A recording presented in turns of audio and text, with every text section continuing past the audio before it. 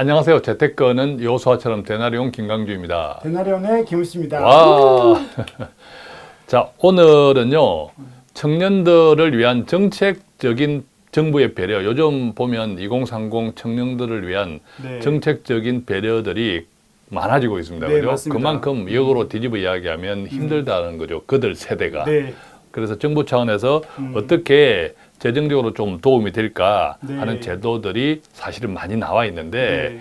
해당되는 사람도 있고 또 조건들이 다 다르고 지자체에서도 많아요 보면. 맞습니다. 오늘은 그래서 공통적으로 조금 관심을 가질 수 있는 두 가지 네.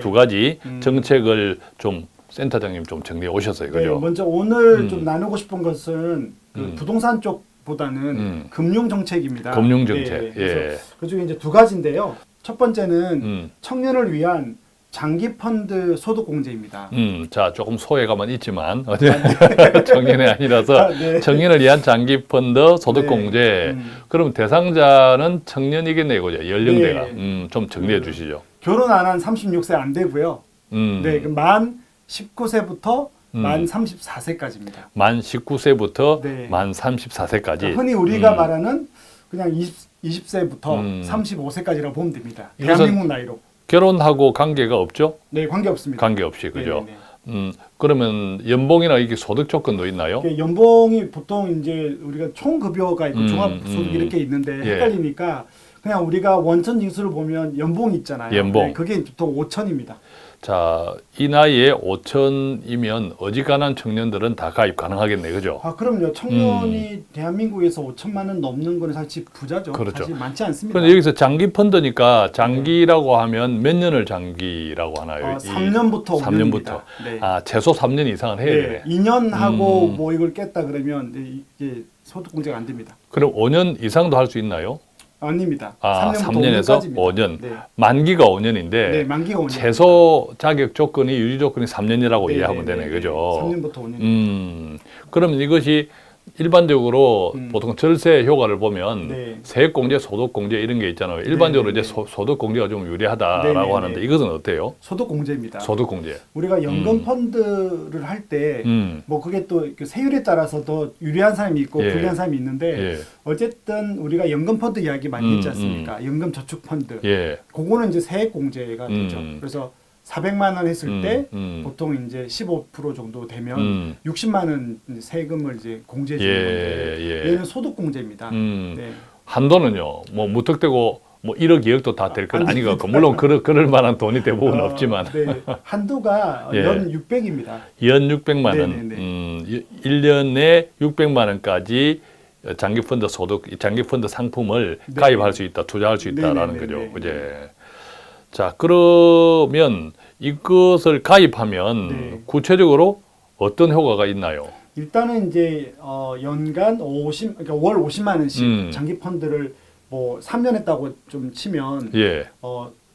1년에 넣은 게 600만 원이잖아요. 예. 600만 원을 소득공제는 또 아닙니다. 그러니까 최고 소득공제율이 40%거든요. 예. 그러면 이제 내가 만약에 50만 원씩 펀드를 넣어서 연간 600을 넣었다. 64, 24이면 240만 원. 240만 원의 소득이 소득 공제되는 공제. 건데 보통 연봉 일반적으로 3, 4천 되는 청년들 같은 경우 예. 세율을 보면 과세 표준 봤을 때 세율이 한 15% 구간이거든요. 예, 평균으로 보면. 평균으로 봤을 때 그러면 이제 600만 원의 15%를 빼는 건 아니고요. 그건 세액공제에서 포함되는 예. 거고요. 이거는 이제 40%인 240만 원에서 15%를 떼니까 그래도 그 세금 효과가 36만 원 정도로 돌려받을 수 있는 거죠. 그러네. 600만 원을 1년 기준으로 했다면 네. 거기서 돌려받는 세금은 한 336만 원 정도 그 정도 된다. 될수 있다라고 그죠? 보면 되죠. 36만 원 정도 네. 된다. 그다음에 돈을 돌려받았으면 네. 대체로 보면 연금 저축 펀드나 IRP 같은 거 네. 절세 효과가 있잖아요. 네, 네, 환급 네. 효과도 있고 네.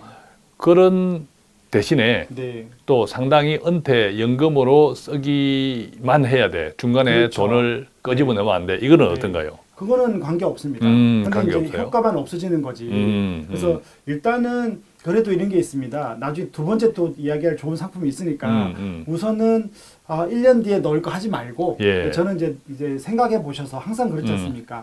정책이 좋아도 나한테 맞아야 되고 나의 재정 상황에 맞아야 된다. 예. 그러면 이제 이런 분들 한 3년 정도 내가 음. 돈 쓰지 않는 돈들은 넣을 수 있는 거죠. 음. 네. 그래서 청년들이 연금저축펀드에 우리가 연간 400만 원 넣기가 부담스럽거든요. IRP까지 그렇죠. 했을 때 예. 55세까지 묶이고 예. 집도 사야 되는데 맞습니다. 예. 그래서 청년들은 만약에 집이 청약이 돼도 예를 들어서 결혼한 청년들이 청약이 돼도 입주할까지가 2년 남았으니까 예. 이런 거 사용하면 나쁘지 않다고 저는 보는 거죠. 네. 자, 그러면 이거는 언제까지 가입할 수 있나요? 이게 그 올해 1월부터 지금 정책이 나왔고요. 올해는 2022년. 네, 2022년 1월부터 내년 23년 12월 31일까지 가입자에 한해서 2년 동안 가입해야 돼요. 그죠? 한시적입니다. 그럼 네. 언제 가입하더라도 그때부터 3년, 5년은 네, 똑같이 맞습니다. 적용이 네네. 된다. 내년에 만약에 2023년 12월에 했다. 그러더라도 똑같이 3년과 5년, 그러니까 그렇군요. 가입 시점부터 3년과 5년까지.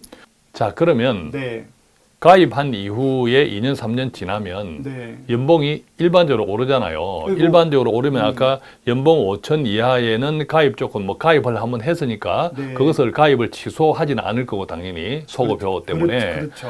연봉이 계속 올랐을 때는 어떤 불이익이 있을 수 있나요? 대신에. 네, 그럼 불이익이라기보다 뭐 불이익은 소득공제가 안 되는 게 불이익이라 하겠죠. 가입할 때랑 다르게. 자, 그럼 소득공제 네. 안 되는 경우도 있나요? 8천만 원 넘는 경우입니다. 아하, 그렇군요. 그러니까 연봉이 5천 받다가 뭐 내년에 6천 될 수도 있지 않습니까? 예. 그럼 소득공제 효과는 동일한 거죠. 음. 가입 조건만 연봉 5천 이하였고 내가 이게 3년부터 5년 중장기 펀드니까 뭐 소득공제 효과를 받다가 4년 뒤에 연봉이 7천 될 수도 있거든요. 예. 자, 그러면 소득공제가 중지되느냐?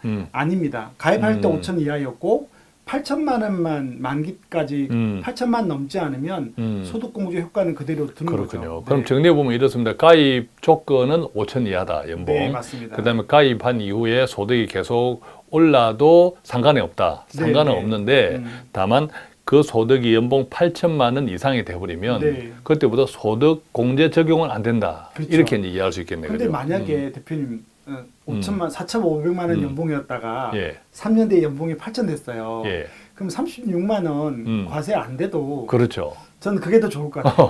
헐 좋죠. 네. 그래서 아마 이 연봉이 뭐 한 500, 1000 오르는 것들은 효과를 주고 예, 아마도 8천 넘어가면 뭐 연봉이 그만큼 올랐으니까. 그렇죠. 아무래도 이제 청년들을 재정적으로 돕기 위한 거니까 네. 연봉 8천만 원 정도 되면 청년이지만 거의 그럼요. 장년층의 소득을 받는 거니까 그럼요. 그때는 조금 이제 소득공제 부분은 이 소득공제 한다는 것이 사실 세금을 돌려주는 거니까 우리 재정에서 부담을 하는 거잖아요. 그렇죠. 그 정도는 안 해도 되겠다 해서 그럼요. 그것을 이제 네. 8천만 원으로 정해 놓은 거네요. 네. 자, 그러면 첫 번째는 청년을 위한 장기펀드 소득공제가 있었고 네. 이제 두 번째는 어떤 게 있나요? 네, 두 번째는 음. 희망 청년 희망 적금 적금, 통장이 아니고요. 희망 적금 신설이 있고요.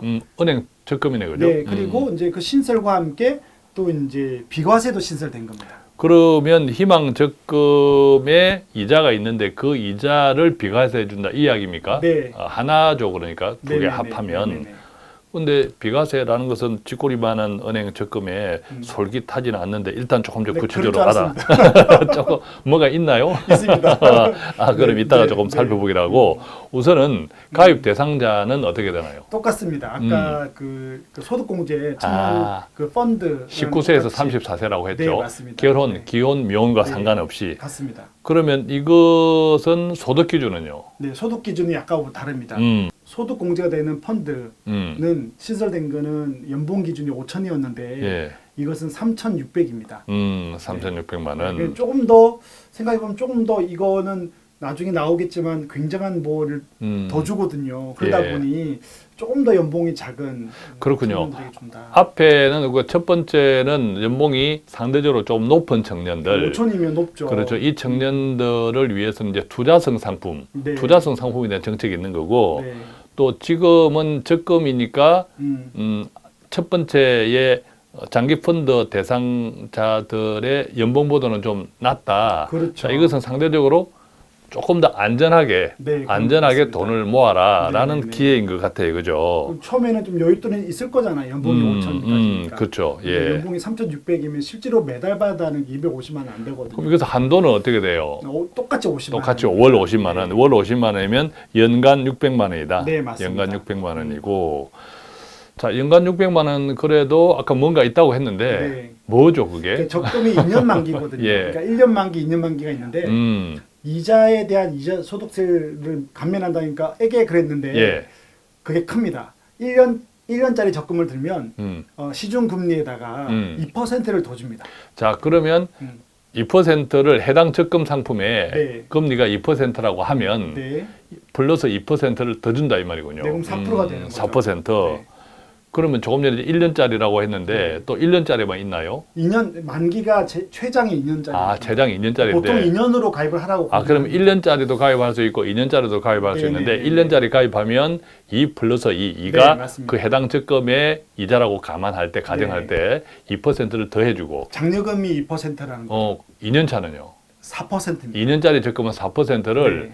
그럼 첫해 1년은 2%, 2년은 4% 이렇게 준다는 겁니까? 아닙니다. 아니고. 그거가 헷갈리는데 음. 2년짜리 적금을 들은 순간 순간. 1년 차에도 2% 더하기 4%. 그러니까 6%. 아. 2년 차도 그러니까 6을 받는. 그렇군요. 그럼 1년짜리 적금은 그냥 1년 동안 4%를 받는다. 네. 만약 적금 금리가 2%라고 전제할 때, 네네네. 그다음에 2년짜리는 2년 동안 매년 네. 6%를 받는다. 네. 2 플러스 4, 2 플러스 4에서 그렇죠. 그렇게 이해할 수 있네. 네. 아주 큰 거죠. 그렇죠. 그러면 6%는 상당히 높은 금리인데, 그죠?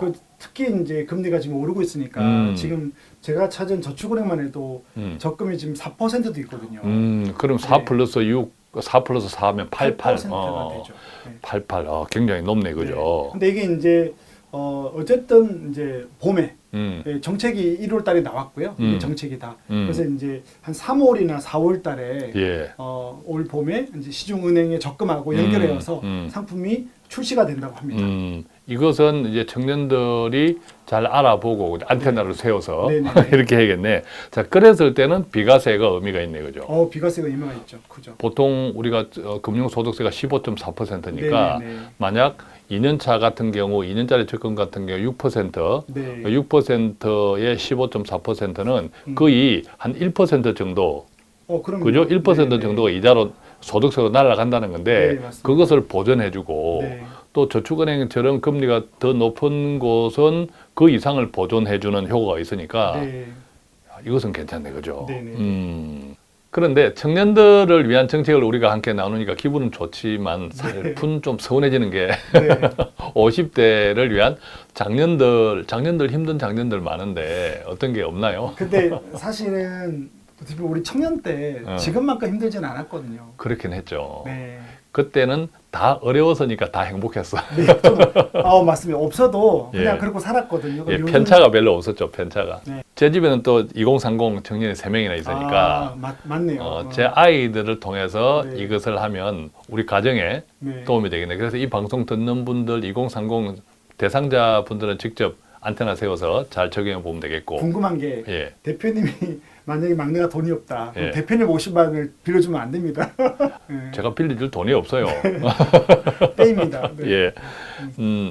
또 어른들이 부모님들이 이 동영상을 보셨다면 자녀들에게 적극적으로 공유해 주면 좋겠고 맞습니다. 때때로 우리는 지금 청년들에게 꼰대들, 시니어 세대, 부모 세대가 살았던 그 시절을 대입하면서 우리 때는 그렇게 살았다, 라 때는. 그거 안 그죠? 됩니다. 예, 이렇게 하면 안 되고요. 네. 지금의 우리가 누리는 풍요는 다 어른들이 만들어 놓은 거잖아요. 아주 열심히 성실히 노력해서. 네. 그 풍요를 되돌릴 수는 없는 거죠. 맞습니다. 되돌릴 수는 없고 그 풍요를 우리들의 다 큰 자녀들, 2030들도 충분히 누릴 수 있어야 되고 네. 그 누리는데 불편한 것들을 정책적으로 좀 지원한다. 네. 이렇게 생각하면 좋겠습니다.